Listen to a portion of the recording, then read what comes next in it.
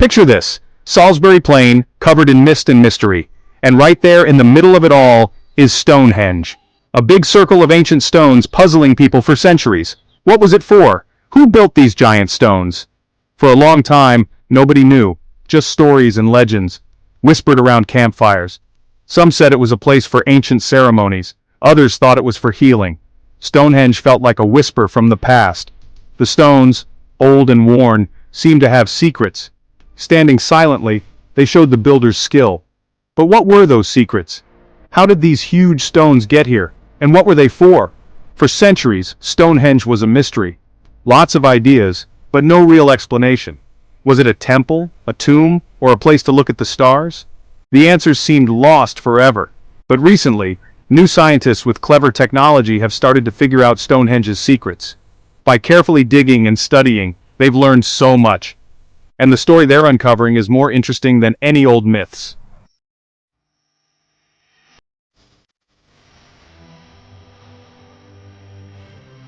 So who were these people who built this mysterious Stonehenge? As archaeologists dug deeper, they started to figure out what life was like for the people who lived and worked around these giant stones. They weren't simple or uncivilized like some people thought. They were actually skilled farmers, craftspeople, and builders. They were pretty advanced for their time. They didn't have metal back then, so they used tools and weapons made from stone, bone, and wood. Archaeologists found animal bones at nearby villages like Durrington Walls. These bones showed that they kept cows, sheep, and pigs. They also hunted wild animals and gathered plants to eat. They made pottery with beautiful designs, which shows they were artistic. And get this, they had tools made from stuff that came from far away. That means they traded with other groups. These people understood nature. They had feasts and ceremonies to mark the changing seasons. They also buried their dead with respect and care. Durrington Walls, a huge village just 2 miles from Stonehenge, taught us even more. This was a busy place with evidence of big feasts, ceremonies, and just normal everyday life. It gives us a peek into the world of the people who built and used Stonehenge. They even found giant wooden circles and pathways at Durrington Walls. This shows it wasn't just a place to live, but a special place for ceremonies connected to Stonehenge. It seems these people were changing from hunters and gatherers to farmers, and Stonehenge, it looks like it was really important to them. It was a place for rituals, ceremonies, and a way to feel connected to each other.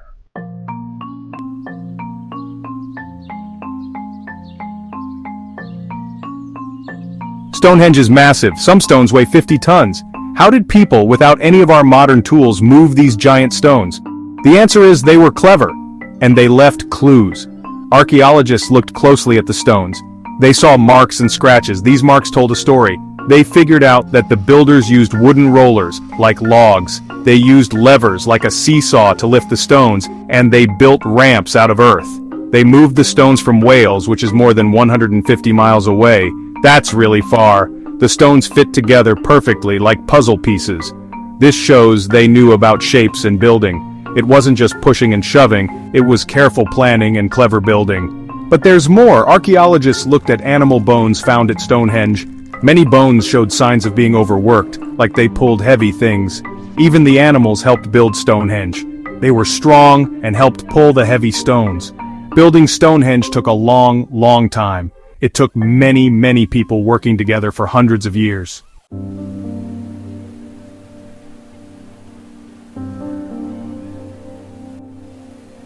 Stonehenge lines up perfectly with the sun and moon, sparking curiosity. Did the builders know the sky well, or was it chance? Stonehenge seems like a giant calendar, tracking time and seasons. The summer solstice alignment is stunning. The sun rises perfectly over the heelstone. Imagine the impact back then, a powerful sign. Stonehenge was a massive observatory, marking a calendar in the sky.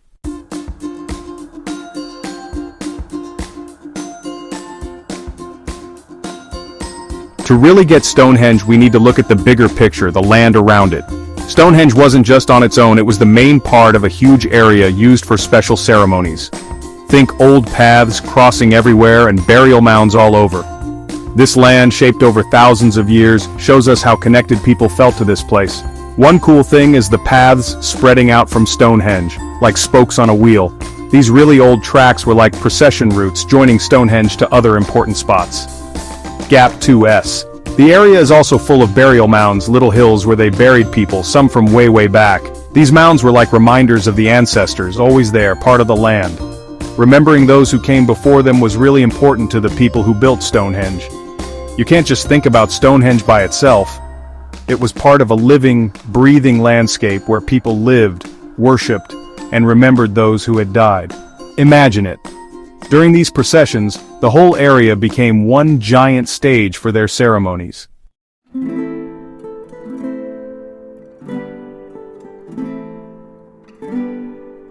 Stonehenge gives us hints about what people believed and how they worshipped. Its round shape makes us think they believed the universe goes in a circle, like the seasons. The way it lines up with the solstices and equinoxes shows they knew a lot about the stars and planets. Some archaeologists think Stonehenge was a place people went to get better when they were ill. They found bones there that show old injuries that had healed. People might have thought that traveling to this special place and taking part in ceremonies would make them healthy again. It must have been really hard work to build Stonehenge, so it must have been very important to them. Maybe it was a place where different groups of people came together. Stonehenge shows us that people have always wanted to understand the universe and our place in it.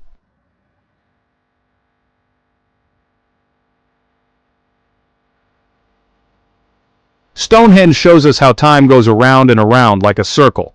It reminds us that people, long ago, felt a lot like we do today. They had hopes and dreams, and they worried too. They wanted to build something that would last, something people would remember them for. Gap 2S, imagine. These stones have seen empires come and go. And still today, people come from all over the world and they just stare and wonder. The stories we tell, and the amazing things we build, keep the past alive. Stonehenge helps us feel connected to the people who lived long ago. It shows us how strong humans can be, how our spirit lives on.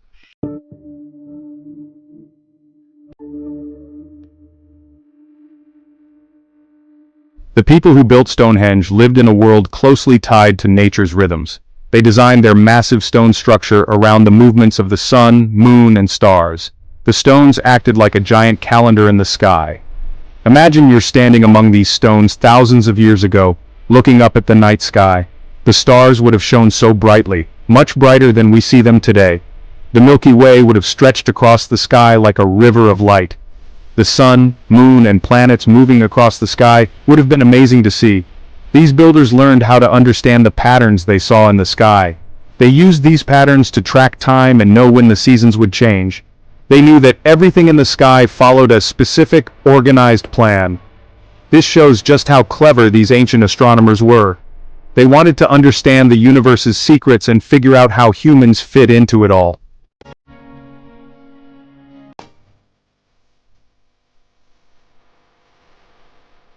Stonehenge was especially amazing during the solstices. These are the longest and shortest days of the year. The people who built Stonehenge were clever enough to include these special days in its design. Imagine this. On the summer solstice, the sun lines up perfectly with a special stone called the heel stone. It's a brilliant sight with the sun rising right over it. For the people gathered inside the stone circle, it must have felt really powerful. Now the winter solstice is a bit more serious. The sun sets between two large stones called the Great Trilithon. It probably made people think about life and how quickly it goes by. But seeing the sun set there also gave them hope that it would return again. These solstice events made Stonehenge like a giant clock for the stars. It shows just how smart the people who built it were.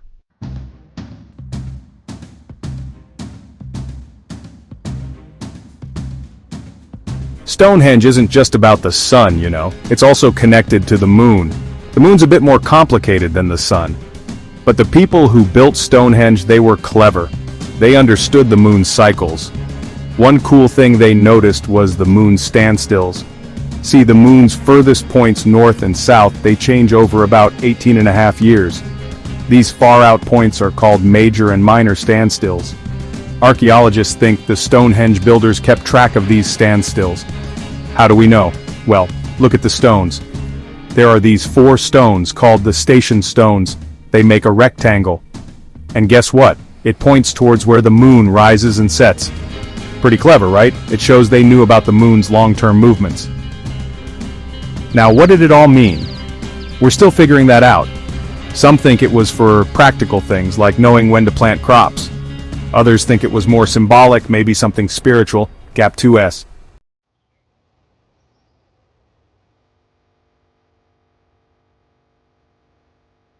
Stonehenge wasn't just a bunch of rocks. It shows us how much those ancient people knew about the stars and planets. It was like a giant, super old observatory.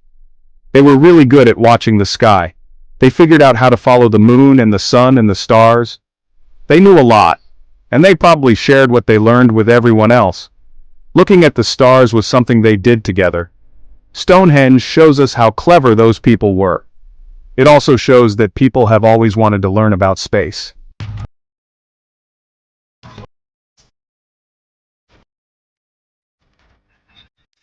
Right, so Stonehenge isn't just a bunch of big stones. It tells us something about what the people who built it believed about the universe. See how it lines up with the movements of the sun, moon, and stars? That shows us their world was connected to the cosmos, to outer space. The sun and moon were super important to them. The sun meant good things like plants growing and having plenty of food. The moon, well, it was about life and death, how things go in circles, you know? And the stars? They might have thought of them as their ancestors, like great-grandparents looking down on them. So, lining things up with the stars wasn't just for fun, it meant something bigger.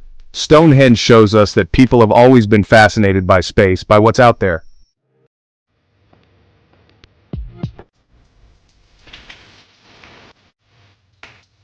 For hundreds of years, Stonehenge was shrouded in myths and legends. Stories about Merlin the magician and giants really captured people's imaginations, but they hid what Stonehenge really was. These stories didn't have any real proof and said that magical powers built the monument. Stonehenge was so big and complicated it seemed impossible to explain how it was built. Then, in the 1800s, things got even more romantic. Poets and artists showed Stonehenge as a mysterious and magical place. These romantic ideas didn't really help us understand Stonehenge any better. But in the 1900s, people started to look at things scientifically. Archaeology became much more accurate and careful. This focus on facts and evidence helped separate truth from make-believe. Gap 2S. Changing from myths to science wasn't always easy. It's hard to let go of old ideas, and some people still like the romantic stories. But with every new discovery, the real story of Stonehenge started to come out. It's a story about clever humans and their strong connection to the stars and planets.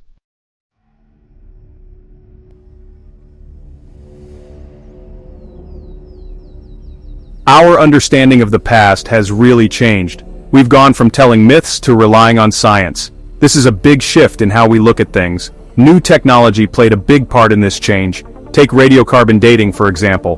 This technique changed what we thought about Stonehenge's age. It showed Stonehenge was built thousands of years earlier. We had to rethink everything we knew. It was clearly built by prehistoric people. New methods like ground-penetrating radar revealed hidden features. These methods gave us tons of new information. They showed us lost settlements, pathways, and burial mounds. These were all connected to Stonehenge. Gap 2S. This back and forth between science and archaeology is still changing what we know about Stonehenge. Every new clue adds a little bit more to the story of this amazing monument. It's like we're painting a picture, and with each new discovery, we add another brushstroke.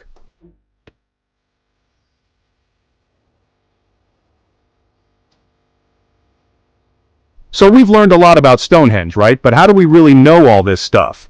Scientists use clever tricks to understand Stonehenge. They study stars, astronomy, rocks, geology, and even DNA, genetics. For example, petrographic analysis tells us about the stones. Imagine figuring out a rock's origin miles away. It shows how clever the builders were. And ancient DNA reveals their families and origins. It's like traveling back in time. These techniques show they were smart and connected. They wondered about the world just like we do.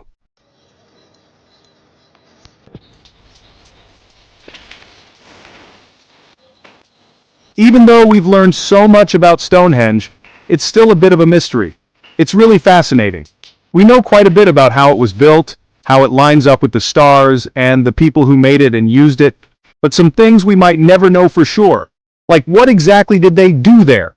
What did they believe about the universe? And what did Stonehenge really mean to them? It's like it's lost in the fog of time. But that mystery is part of what makes Stonehenge so interesting, isn't it? Just standing there, they make you think about time and space and how strong people's beliefs can be. People are talking about and wondering about what Stonehenge was for, and that just makes it even more interesting. Was it a church, a graveyard, a place to look at the stars, or all three? Was it a place to get better when you were sick, or a place people traveled to, or a place to have parties, or something totally different? We just don't know. And these questions make us use our imaginations. They remind us that history isn't set in stone. We're always learning new things and seeing the past in new ways. Just because Stonehenge is still a mystery doesn't mean we should give up trying to understand it. No way. It means we should keep looking, keep asking questions, keep thinking in new ways, and be okay with not knowing everything. A famous archaeologist named William Flinders Petrie once said, "The great thing about archaeology is that it can never be finished." And he was right.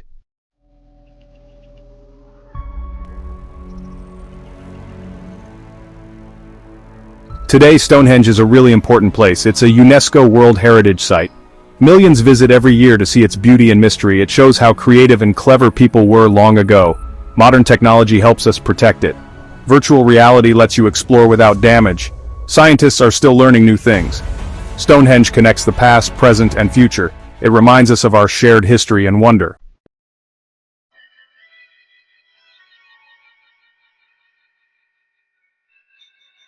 Stonehenge is a powerful reminder. It reminds us that we are all connected to the universe.